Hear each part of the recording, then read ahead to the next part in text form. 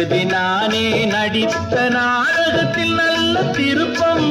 என்னை நம்பி இருந்தாள் அவள் நலமடைந்தாள் என்றும் அதுதானே என் விருப்பம். எதிர்காலம் ஒன்று புது கோலம் கொண்டு மணவாசல் தேடி வருமே.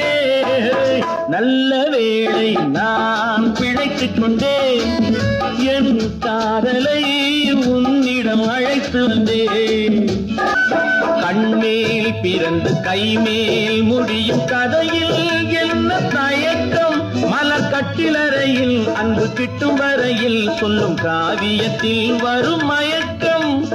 ஒரு பாதி அங்கும் மறுபாதி இங்கும் சரிபாதி இங்கும் வருமே. மடிமேல் குயிலும் கொடி போல் துவளும் பேரழ